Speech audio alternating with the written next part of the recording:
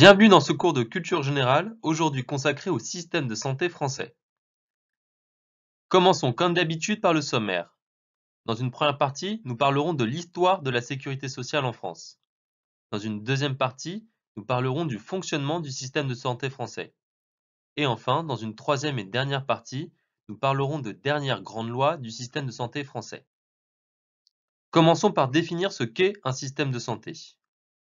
L'OMC, l'Organisation mondiale du commerce, donne la définition suivante. C'est l'ensemble des organisations, des institutions et des ressources dont le but est d'améliorer la santé. Les systèmes de santé remplissent principalement 4 fonctions essentielles: la prestation de services, la création de ressources, le financement et la gestion administrative. Commençons maintenant par la première partie de notre cours consacrée à l'histoire de la sécurité sociale. Il existe communément 2 modèles de sécurité sociale. Le modèle bismarckien, qui repose sur une logique assurantielle, et le modèle beveridgien, qui repose, lui, sur une logique assistentielle, c'est-à-dire que les prestations sont versées aux individus qui en ont besoin. Le modèle bismarckien repose sur 5 grands principes. Le premier, c'est que la protection est fondée uniquement sur le travail. On doit travailler, cotiser afin d'être couvert. Deuxième principe, la protection est obligatoire. Troisième principe, la protection repose sur une participation financière des ouvriers et des employeurs qui prend la forme de cotisation sociale. Quatrième principe, les cotisations ne sont pas proportionnelles au risque, mais au salaire. Cinquième et dernier principe, la protection est gérée par les employés et les employeurs. Le modèle beveridgien repose sur ce qu'on appelle les 3 U. Le premier U, c'est universalité. La protection sociale assure la couverture de toute la population et de tous les risques. Deuxième U, uniformité. Les prestations sont fondées sur les besoins des individus et non sur leur perte de revenus en cas de survenue d'un risque. Troisième U, unité. Unité pour unité de gestion étatique de l'ensemble de la protection sociale. La protection sociale est donc gérée uniquement par l'État. Enfin, dernier grand principe du modèle beveridgien, le financement est basé sur l'impôt et non sur les cotisations sociales. Ce qu'il faut savoir, c'est que la sécurité sociale française est un condensé du modèle beveridgien et du modèle bismarckien, auquel on a rajouté encore certaines particularités. Le modèle de la sécurité sociale à la française possède quelques différences avec le modèle beveridgien. La première, c'est que l'unité n'est pas atteinte, car il existe plusieurs caisses de retraite. L'universalité n'est pas complète. En effet, le système français repose sur une adhésion obligatoire, sur le statut de salarié et sur les cotisations sociales avec l'attribution d'un statut d'ayant droit pour les femmes et les enfants. Enfin, l'uniformité n'est pas retenue. On a une individualisation des prestations servies, maintenant ainsi le niveau de vie antérieur à la survenue d'un risque. D'un autre côté, la sécurité sociale française présente plusieurs points communs avec le modèle bismarckien. En effet, les cotisations sociales versées à la fois par les salariés et les employeurs sont le point d'entrée dans le système. Les différents régimes de sécurité sociale, qui sont les éléments les plus importants de la protection sociale en France, ne sont pas gérés directement par l'État, mais par les partenaires sociaux. La logique redistributive privilégie les revenus de remplacement. Malgré des points communs et des différences avec les deux systèmes bismarckien et beveridgien, le système français possède quelques originalités. La couverture est étendue à des populations non cotisantes comme les étudiants ou les retraités. Il y a un maintien de l'aide sociale pour toutes les personnes en insuffisance de ressources.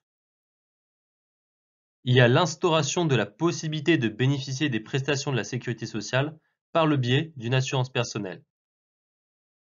Il y a la généralisation en 1975 du fait que la sécurité sociale ne repose plus uniquement sur l'exercice d'une activité salariée, mais aussi sur des critères de résidence.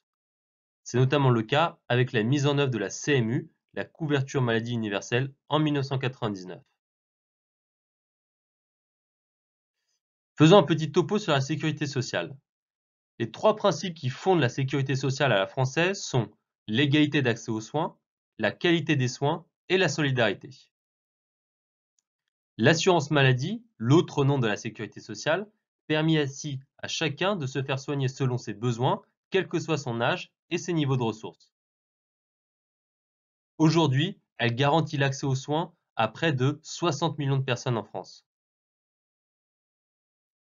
Faisons un petit topo historique sur la sécurité sociale. De 1830 à 1805, on a l'existence d'un système d'assistance publique et un système de libre prévoyance.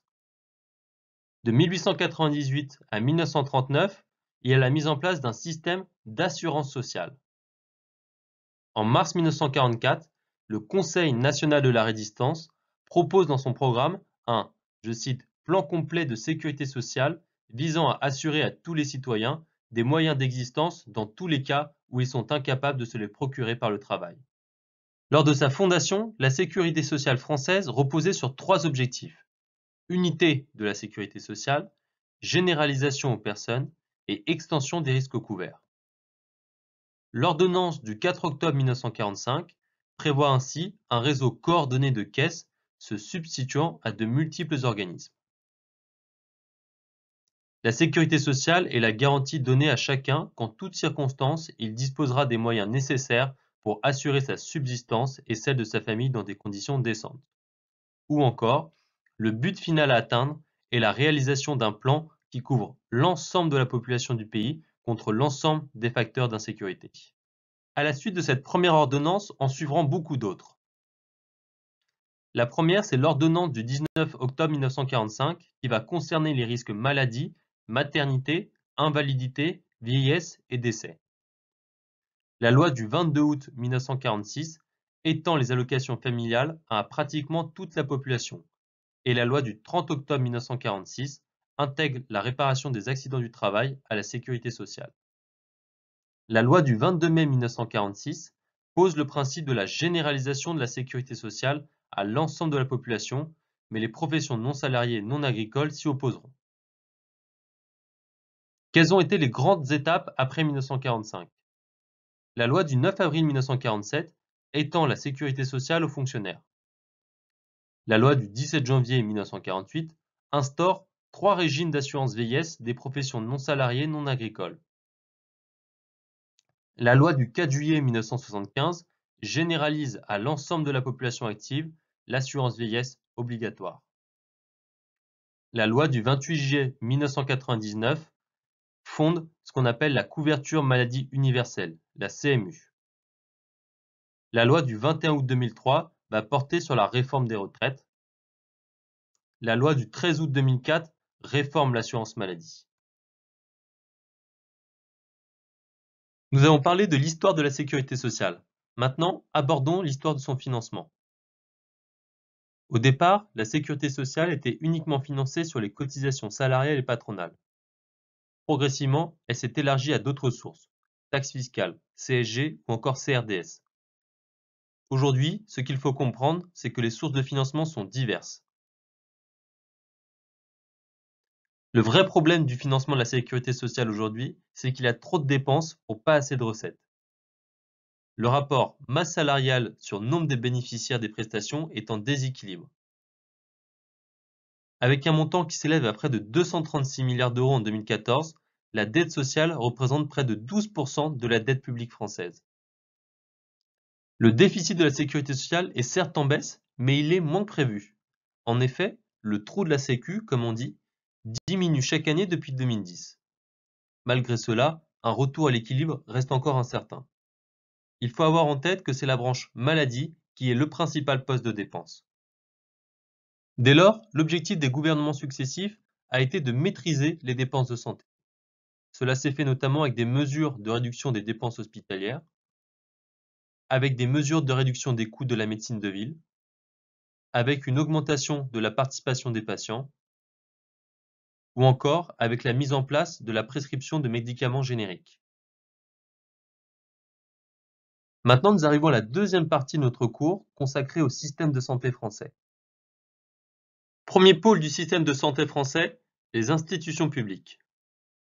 Il existe donc des institutions qui organisent le système. Citons notamment la Direction générale de santé qui élabore la politique relative à la prévention. Citons aussi la Direction générale de l'offre de soins, qui vise à promouvoir une prise en charge globale du patient en ville et à l'hôpital.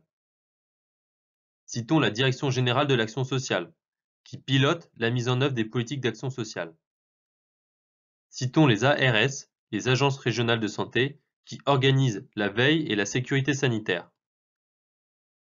Citons les conseils départementaux, qui assurent des fonctions de service public territorial pour répondre aux besoins des familles, des enfants, des personnes âgées et des handicapés. On a aussi des institutions qui conseillent ou aident à l'organisation du système de santé français. Citons le Haut Conseil de la santé publique, qui a pour mission de contribuer à l'élaboration, au suivi annuel et à l'évaluation pluriannuelle de la stratégie nationale de santé, de fournir au pouvoir public, en lien avec les agences sanitaires, l'expertise nécessaire à la gestion des risques sanitaires, de fournir au pouvoir public des réflexions prospectives et des conseils sur les questions de santé publique, ou encore de contribuer à l'élaboration d'une politique de santé de l'enfant globale et concertée. Citons aussi l'Institut national de veille sanitaire, qui est chargé d'effectuer la surveillance et l'observation permanente de l'état de santé de la population. Enfin, citons l'Institut national de la prévention et d'éducation pour la santé, qui est chargé de mettre en œuvre les politiques de prévention et d'éducation pour la santé. Il existe aussi des institutions qui contrôlent et qui orientent le système de santé français. C'est notamment le cas du Parlement, au travers des lois de financement de la sécurité sociale et de l'objectif national des dépenses d'assurance maladie. C'est le cas de l'Inspection générale des affaires sociales.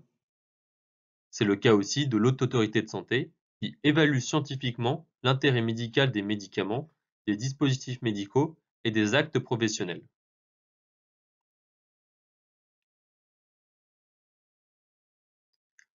Deuxième pôle du système de santé français, les offreurs de soins. Les établissements de santé en France ont généralement 5 vocations. Assurer le diagnostic, la surveillance et le traitement des malades, des blessés et des femmes enceintes. De délivrer les soins avec hébergement sous forme ambulatoire ou à domicile. De participer à la coordination des soins en relation avec les membres des professions de santé. De participer à la mise en œuvre de la politique de santé publique. Et enfin, de mener une réflexion sur l'éthique liée à l'accueil et la prise en charge médicalisée. Définissons concrètement ce que sont les établissements publics de santé. Ce sont des personnes morales de droit public, qui sont soumis donc au contrôle de l'État. Le plus souvent rattachés à une commune, ils vont jouir d'une certaine autonomie de gestion. Premier type d'établissement public, les centres hospitaliers régionaux universitaires, les CHRU. Deuxième type d'établissement public de santé, les centres hospitaliers. Troisième type, les centres hospitaliers spécialisés en psychiatrie. Quatrième type, les hôpitaux d'instruction des armées. Il existe à côté de ça des établissements de santé privés. Au sein de ces établissements de santé privés, on distingue généralement les établissements à but lucratif, qu'on appelle généralement des cliniques, et les établissements à but non lucratif qui participent le plus souvent au service public hospitalier. Sur cette diapositive, nous allons faire un petit focus sur les établissements de santé privés à but lucratif. Ils sont le plus souvent constitués sous forme de sociétés de personnes ou de capitaux. Sur le plan financier, l'établissement va passer contrat avec des médecins afin de pouvoir fonctionner.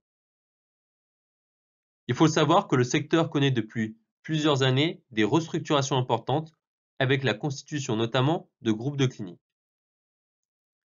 Une des caractéristiques principales des cliniques privées à but lucratif, c'est qu'il y a un exercice médical majoritairement libéral. Maintenant, faisons un focus sur les métiers du médical.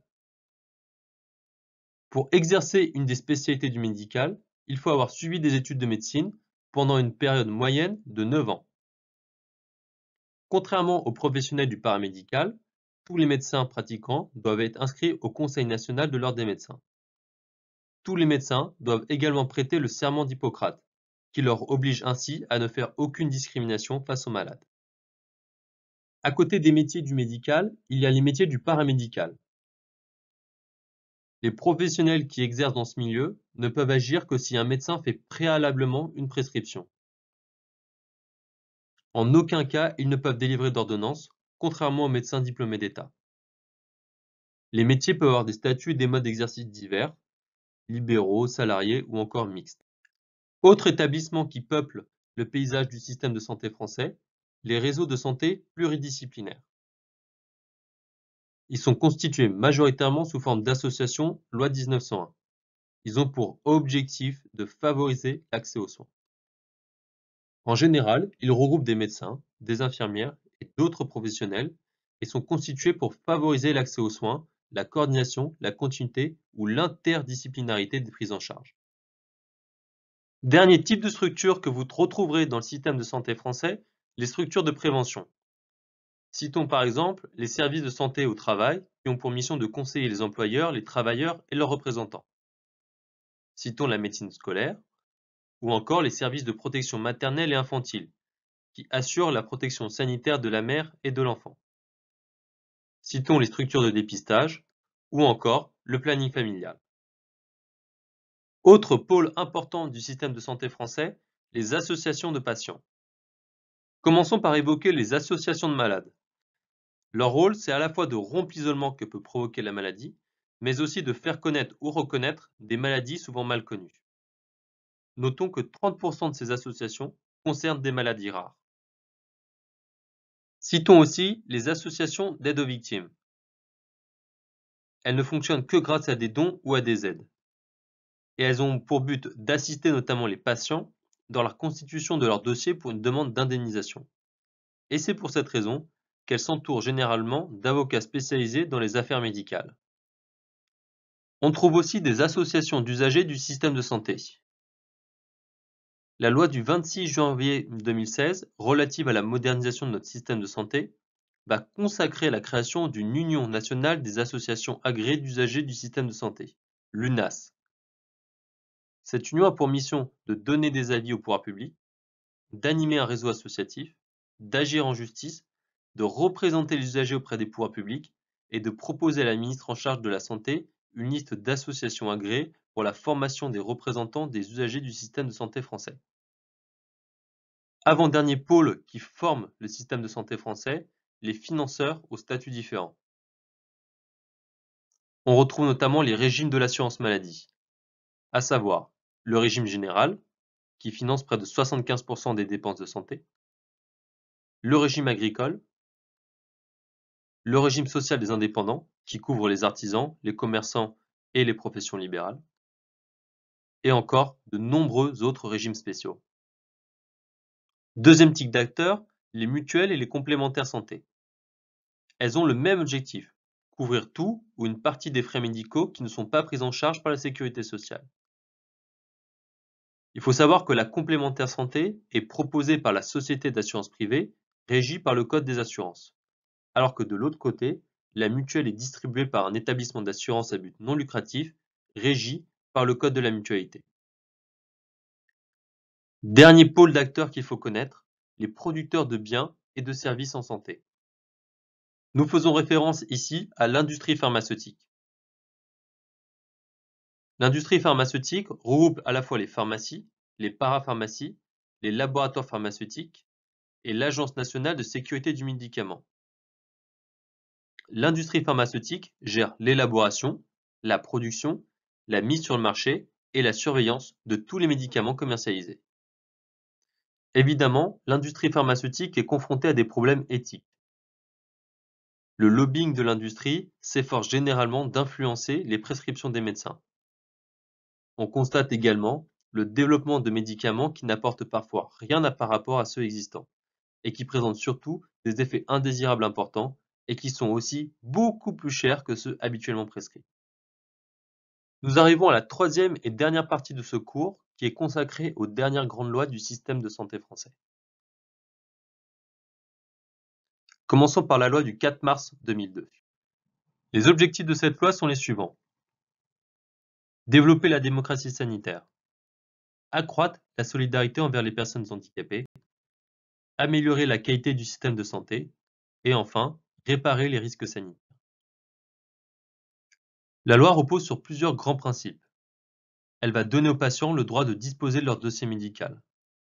Elle va mettre en avant les droits du patient en leur attribuant une valeur législative. La loi dite Kouchner va réaffirmer le principe hippocratique du secret médical et l'élargir aux personnes décédées et aux mineurs. Cette loi va aussi créer un droit à l'indemnisation en faveur des patients victimes d'un aléa thérapeutique sans faute des professionnels de santé. Deuxième loi à connaître, la loi Hôpital, Patients, Santé et Territoires de 2009. Les 4 piliers de la loi sont les suivants. Concernant l'hôpital, le texte va renforcer le rôle du chef d'établissement et prévoit la création de communautés hospitalières de territoire. La loi vise aussi à améliorer la répartition des médecins sur le territoire. Concernant la politique de santé publique et de prévention, la loi prévoit notamment l'interdiction de la vente d'alcool aux mineurs, ainsi que celle des cigarettes aromatisées.